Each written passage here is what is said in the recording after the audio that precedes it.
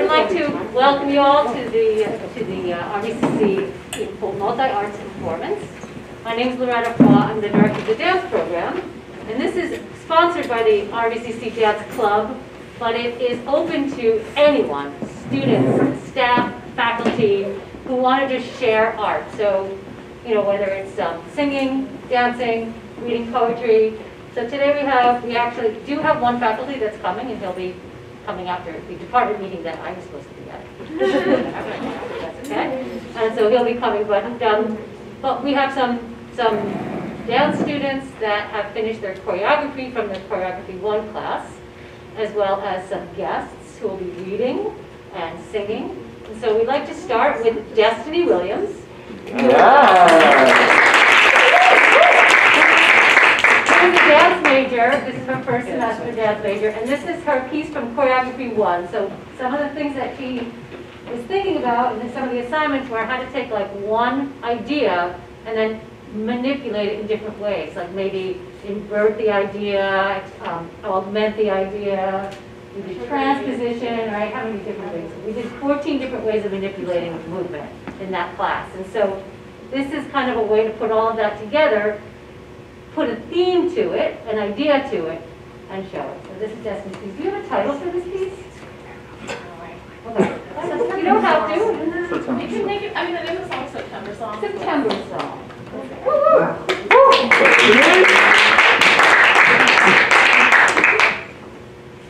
Music on.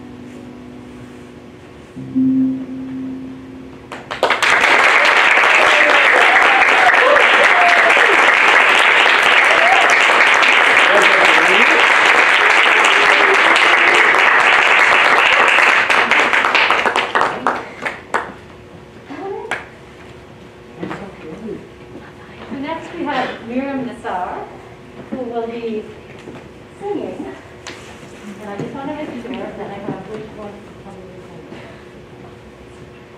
Let me just check that.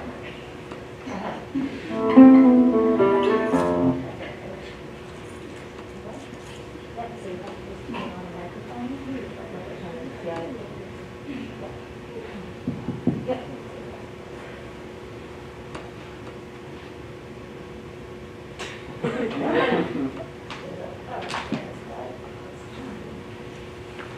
And then Allison, just so you know, you will be next. Okay. Okay.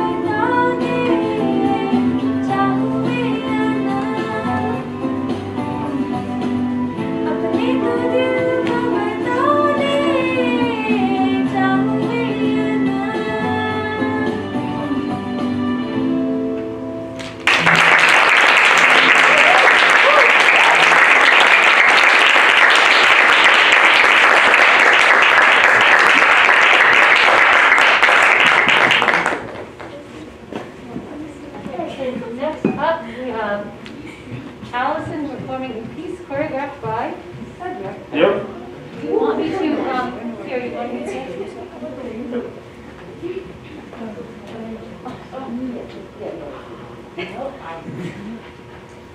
Cedric, do you want to say a little bit about this piece? Yes, I'm there.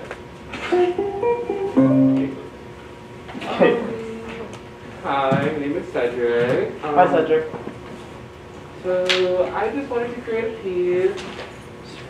Also, just one idea, like smoking, like it can be addicting a lot. It can be a pleaser to some people, but it can be a very stressful and hard habit to get out of. So I've been trying to play with that, a little bit of like the mentality that goes through it. So a lot of craziness, a lot of use my So right now the piece is untitled, but it is a work in progress, and I do hope to work on it and present it next semester in the concert.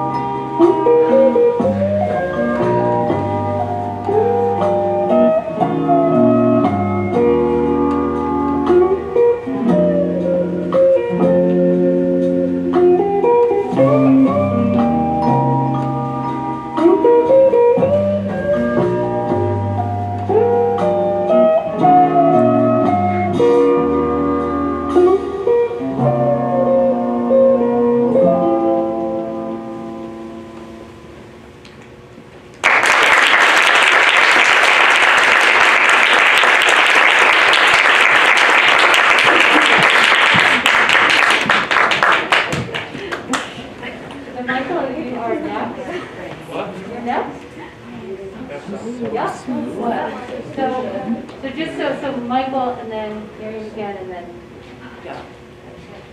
So do you want to tell us anything about your reading, or you just want to? It's just a poem I wrote a few years ago. I've edited it a few times. It's about something that I witnessed when I was a young teenager. So, Thank you. so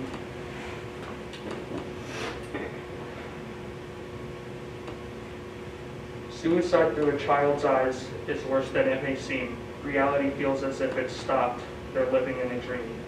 Believe me, I've been there. I'm living in it now. Getting over it, impossible. I have no idea how. I've tried every day and night to find out what went wrong, but I still can't find that something because it's been gone for too long. When I finally visualize that last look in his eyes, I have to look away because it brings out my cries. No one in this world knows of what I feel inside. All they need is just one night when I didn't sleep and I cried. Then they know how it feels when someone leaves and when suicide kills. Not just the victim, but also the friends who've known this person to the end, who've now been trying every day of their life to forget what happened and forgot all their strife. They need to remember he's now free out of the dark of his grim captivity. This for a child is so hard to bear when in his mind no one is there to care. They feel all alone as I do to this day, for I don't understand how he could feel that way.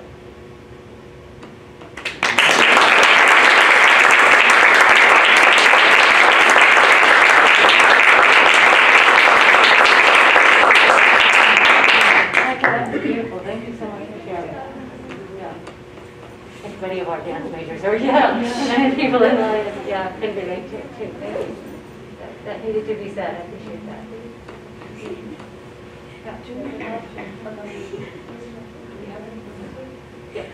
Yeah. So Miriam, you are next for your. So Miriam has a dance, and then John will. Yeah.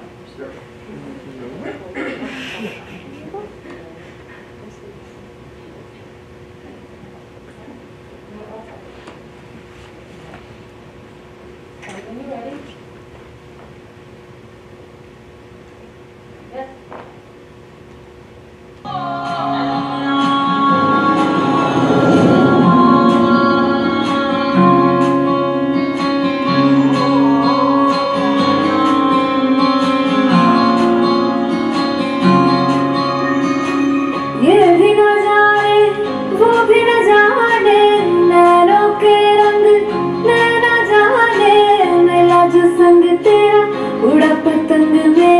हवा में होके मलंग जग की कोई रीत न जाने मैं तो बस दे कोई दीवानी मिला जो संग तेरा उड़ा पतंग मेरा हवा में होके मलंग मैं छोड़ाई घर बार मेरा मखना वे मखना तू ही है संसार मेरा मखना वे मखना ये पागल सा है प्यार मेरा मखना वे मखना घर बार मेरा ओ मखना घर बार मेरा मखना वे मखना तू ही है संसार मेरा मखना वे मखना ये पागल सा है प्यार मेरा मखना वे मखना मैं छोड़ाई घर बार मेरा ओ मखना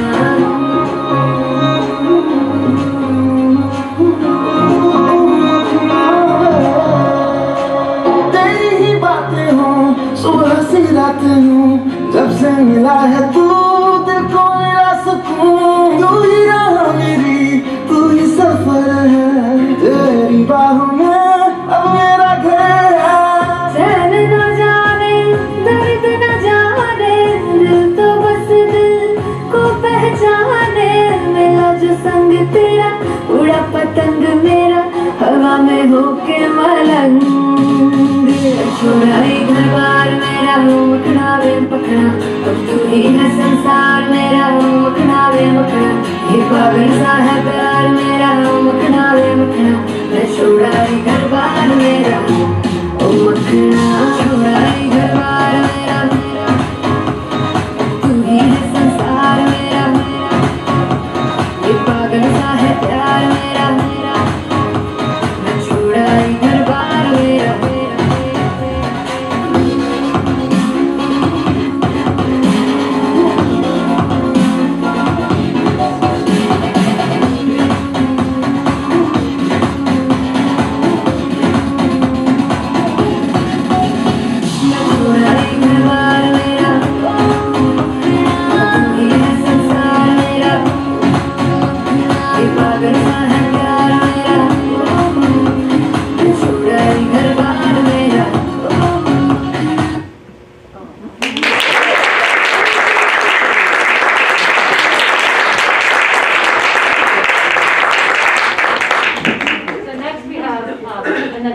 be up here.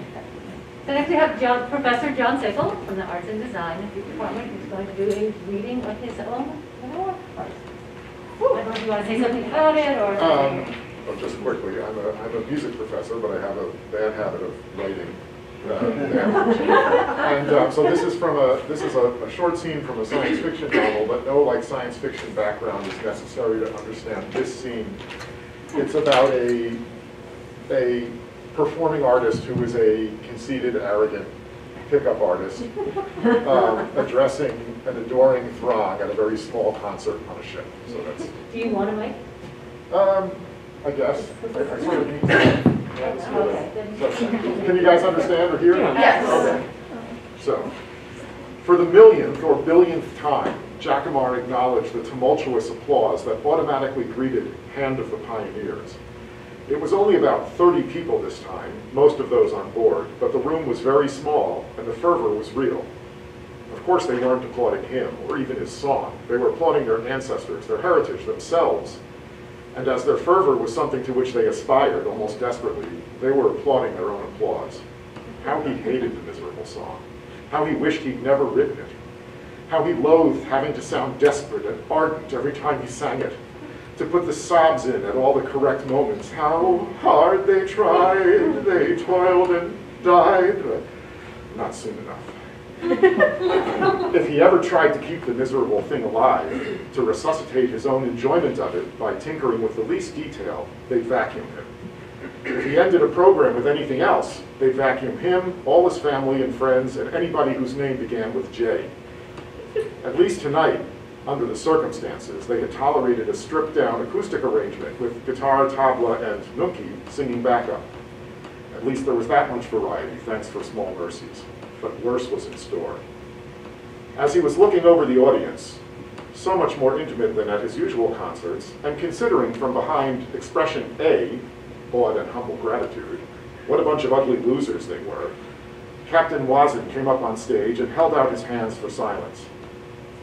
After thanking Jacquemart for his generosity and expressing amazement at Jacquemart's talent, Jacquemart suspected the man had never listened to a note of music in his life, didn't care, and wouldn't recognize music if it looked dreamily into his eyes and kissed him. He announced that a further treat was in store. Jacquemart had graciously offered, as a Pioneer Day gesture, to take questions from the audience. Immediately, 15 hands shot up. Jacquemart turned to his manager, Thuban, who was off to the side, and shot him expression B, bleep you and the world you were born in. Then he turned back to the audience and gave them a look that said, "Thank you, though I don't understand why you should think my ditties are worthy of your time and interest. It is far from generosity on my part. Nay, I leap at the opportunity to give more of myself to you and to get to know every one of you better through your deep and original questions." There were a few good-looking young women among the passengers and a couple of okay female journeymen, but with Nunki present, he figured he'd better start with a male. He pointed at one of the journeymen, comparatively less creepy, provincial, and thuggish than the others. "I'm sorry, but I can't remember your name," he said. "Yes, Mr. Jacquemart, it's Hyrax from Love." I don't care where the dreaming bleep you're from, thought Jacquemart. "What I want to know is, when you write something, do you, hear all the sounds in your head? Do you know exactly what the other parts are going to sound like?" How do you answer an idiotic question like that? Jacquemart talked about writing from the top down, the bottom up, the lyrics in, and the music out. He talked about how sometimes you knew exactly what you wanted, and it was a matter of finding it. But sometimes you started with a detail and had to experiment to figure out what kind of song it was going to be the detail of. He talked about studying with his old teacher, Stratus, and learning to recognize fundamental patterns of harmony, melody, timbre, and texture. He had no idea whether what he was saying had any relationship to what the journeyman was asking, and he didn't care. Yes. For the next question, he pointed at one of the shepherds, one of the flight crew, with whom he rarely interacted. Wait at least for the third question before calling on a woman, and then make it an unattractive one. But sometime in the middle, seemingly at random, call on that one there on the left. The girl, one of the passengers, daughter of the meteorological consultant en route from Discipline to Longview. Ensign Hacksaw, sir, navigation. I've always thought that in Hands of the Pioneers, I hear an echo of the Sibelius Symphony, from the 100 Pieces, you know. Yes, I know the 100 Pieces, scumbag, thought Jacomar. The amateur music lover who wanted to impress everyone with his erudition by holding his own in conversation with the master, even worse than a blithering idiot who wanted to know whether you hear it all in your head. I think you mean where the subdominant is tonicized and then goes minor en route to a plagal cadence, so it supports a falling chromatic line in the tune, he said.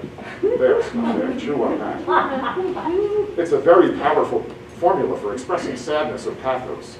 My sensei based his teaching on a strong understanding of the 100 Pieces. I love them all, and I'm proud to admit I learn something new from them every day. He next called on the meteorological consultant's wife. He'd pick up the daughter as an afterthought. But you make it all seem so dry and technical, she said. Isn't it about emotion and feeling? No, he thought, it's about emotion, but not feeling. He flashed expression C.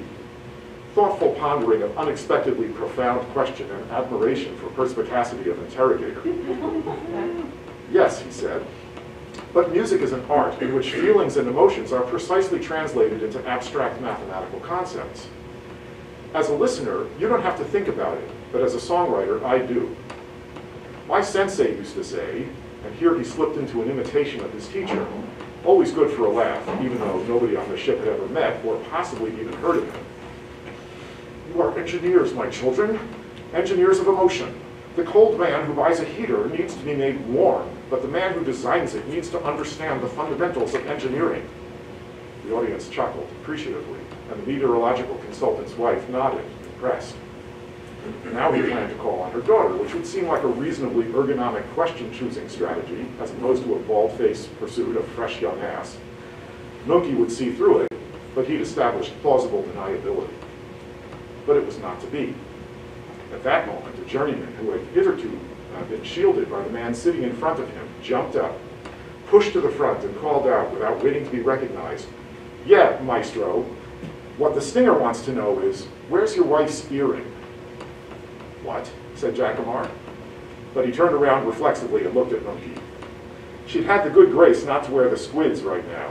She was wearing thumb-sized replicas of the Resnick, presumably showing solidarity with the shepherds. Leaping hypocrite, Jacomar took a moment to think. But both earrings were quite obviously there. "What are you talking about?" Even as he was responding, he recognized the questioner, and then he knew which earrings the sleazebag had been talking about. The sleazebag ostentatiously turned his head to the side, and Jacomar saw the cleaning lady on his ear and the shit-eating grin, and he knew.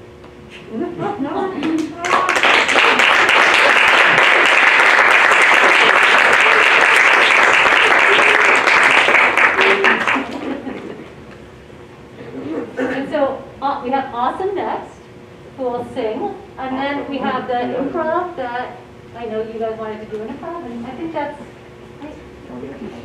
Okay. So.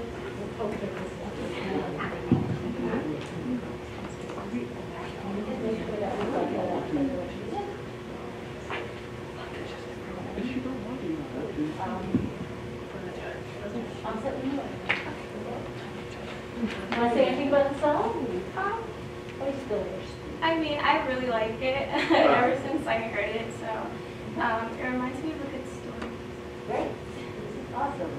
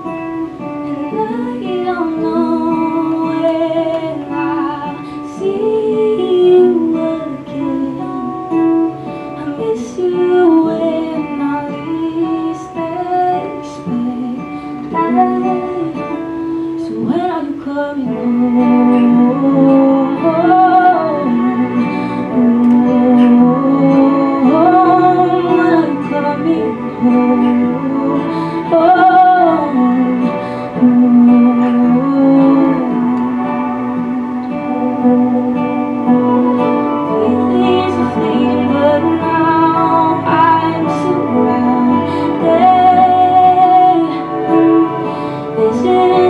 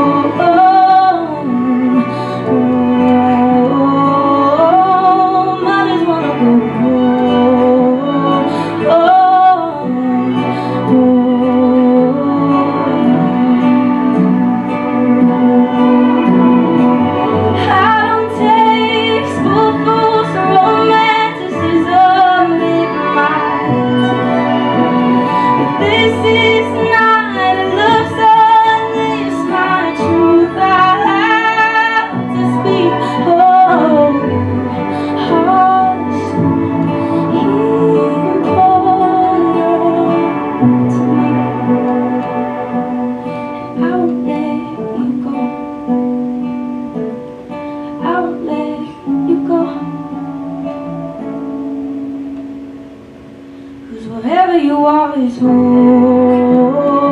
Home, home, where you are is home.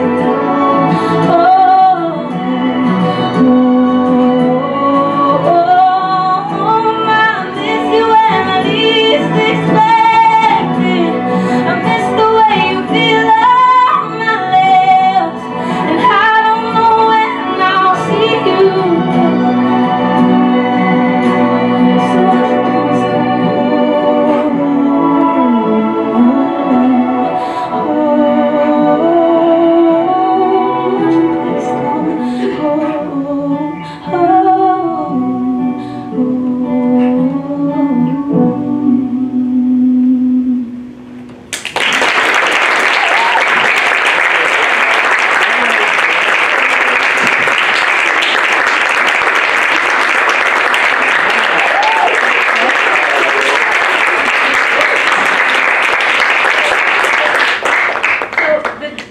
come For the last piece to do an improvisation, which you're all welcome to join.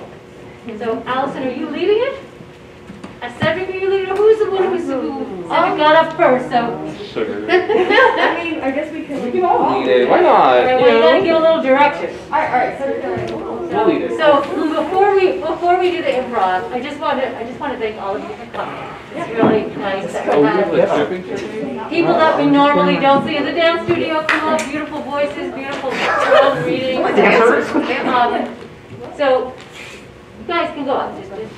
So a couple of things is that, for one, as a protocol, if you're using this as a makeup for dance clubs, there is a sign-up sheet there. That's a little. Don't do it now, guys. Get your butt back. You said that earlier. Doesn't it? God. And secondly, I invite all of you to our concert in the Nash, which is happening next week, the 9th and 10th. It's Thursday and Friday at 7 p.m. And so so the way the dance program works is that we adjudicate all of the pieces for the concert. Some of them get into the concert, some of them get into this, some of them don't, like Destiny didn't even audition her piece. Next semester she will. Yeah. So this actually is her final, because it's for the choreography class, it's a performance. And so in the concert, in the DanceWorks concert next Thursday and Friday, there are faculty pieces as well as student pieces. So we have 2 faculty pieces, and then the rest are all student pieces, solos, duets, group pieces that have been choreographed throughout the semester. And so that's next Thursday and Friday in the Nash. So we invite you all to that. And it's a different event because it's lit and fully costumed and all of that. So dancers, and please, anyone else can join. So you take my dance appreciation, you can join up there if you want. So tell me what you plan on doing, and I will find some music. All right. Well, I'm ready to just start. But what's gonna happen is this is obviously voluntary. Like, if you want to participate, you can. You don't have to. But I'm gonna start off asking you guys to do something. You can do it in your seats, and then we'll progress from there. Do you want any music? Not now. I mean, if you have nice mellow instrumental music that ambiance, but again, it's not necessary. Okay. All right.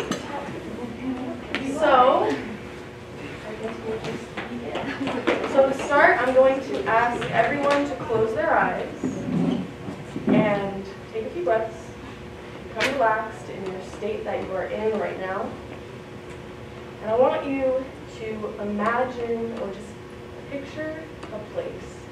It's maybe a place from your childhood, from your life, that makes you feel good inside, that makes you feel warm, light, carefree. Maybe it was when you were a kid and you were running around on grass field with your dog. Or it's Christmas time, making cookies. Those warm aromas in the air filling your home and your house. Now I want you to hone that feeling and start to move your distal ends, your arms. What does it feel like to move through that space? What does it feel like to be warm, relaxed, and just still? You don't have to move. You can be still and feel the presence.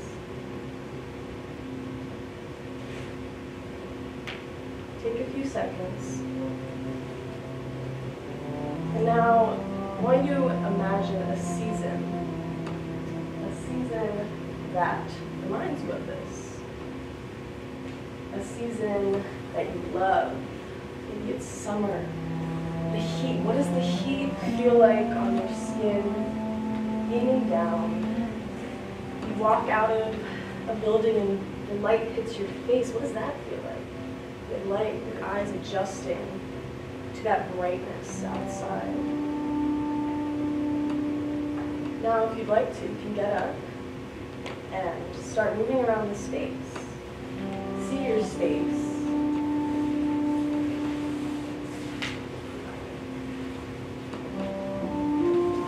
You don't have to move. You can just take in everything with you.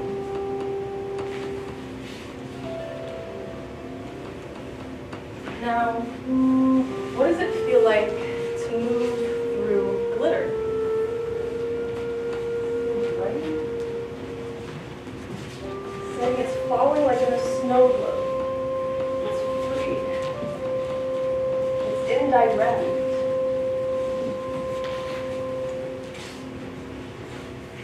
And now, what about moving through Jello? It's thick. It's stiff.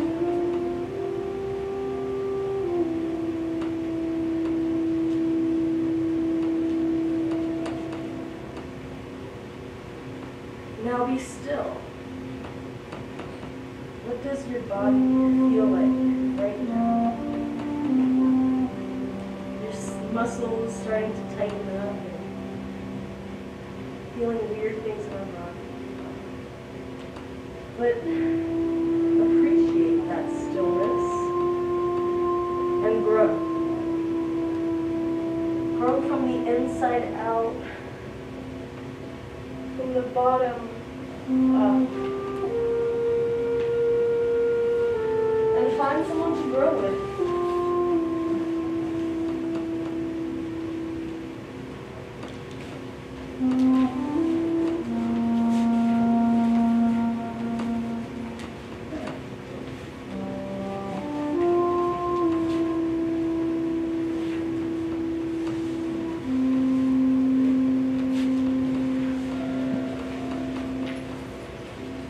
Now, what does it feel like to sink?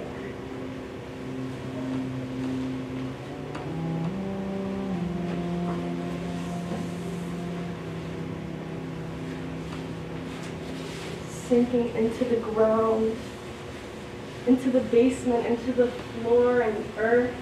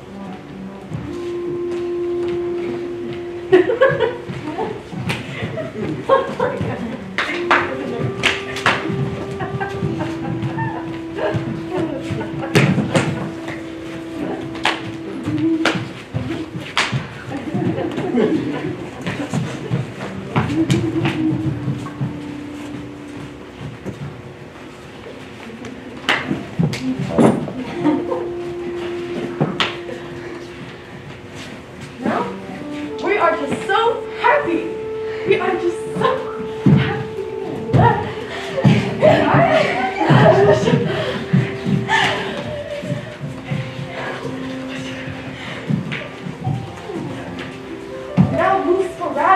let go of everything that hurts you.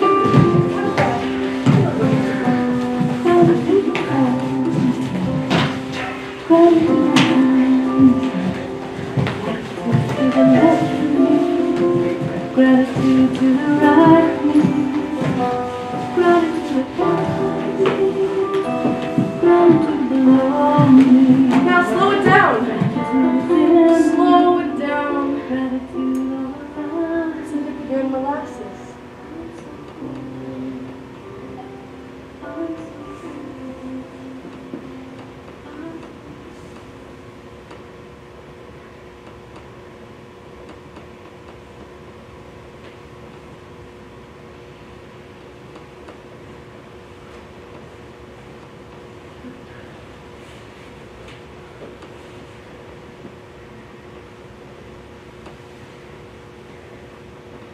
And these are the things that dance can be.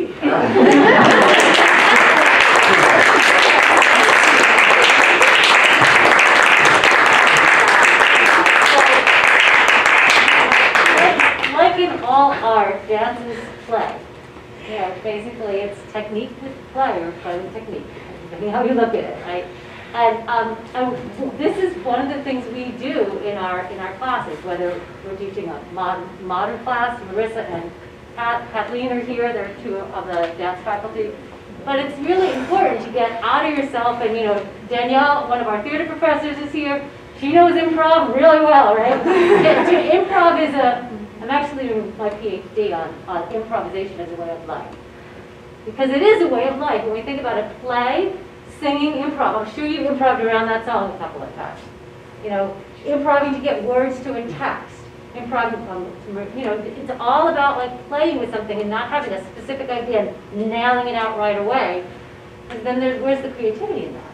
You know, we lose the spark. And so one way to get that spark is to do what you just saw, what looks like play, but then they take those ideas and then what you saw like in the solos that you just, an Allison solo and Destiny solo, is like it fine-tunes the play into something called art. The same works with music, the same works with theater, the same works with visual art, you know. So it's really important that these dancers learn how to play. I think that we all learn how to play. So before, I know we're running a little bit late, but if you have any questions, would everyone that performed come up? So Michael, if you wouldn't mind, Austin, would you, and just, you know, if you have,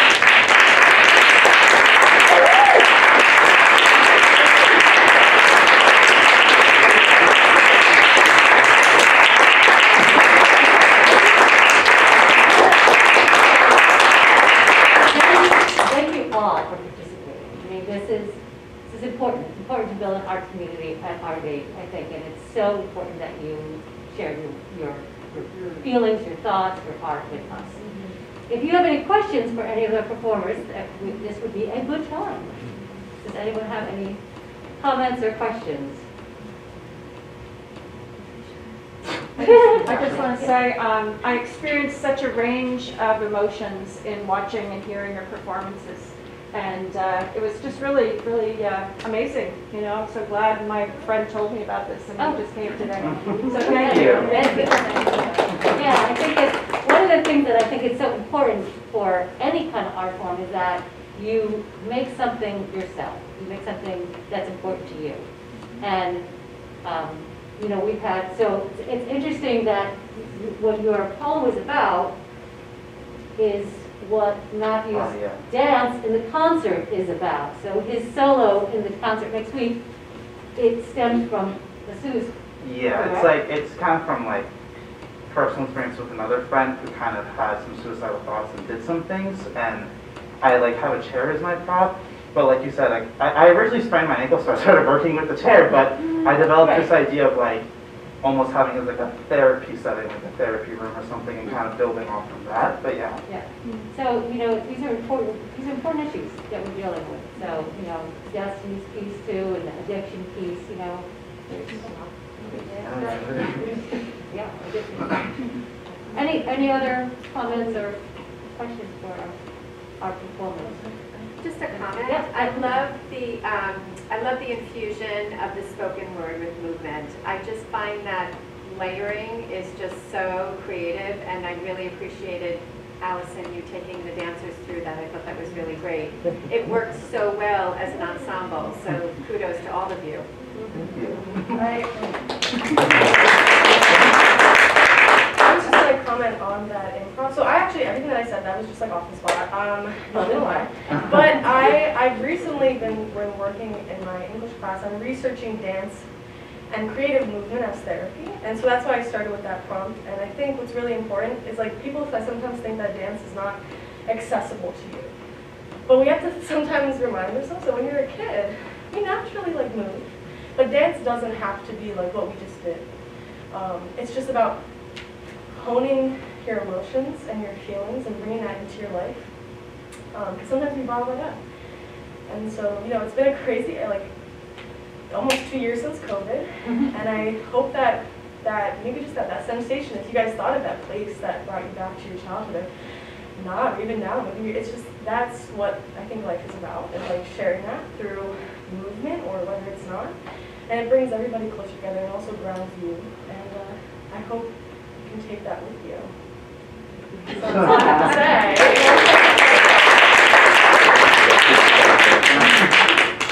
And that's an excellent way to end. Thank you. Thank you so much. Thank you.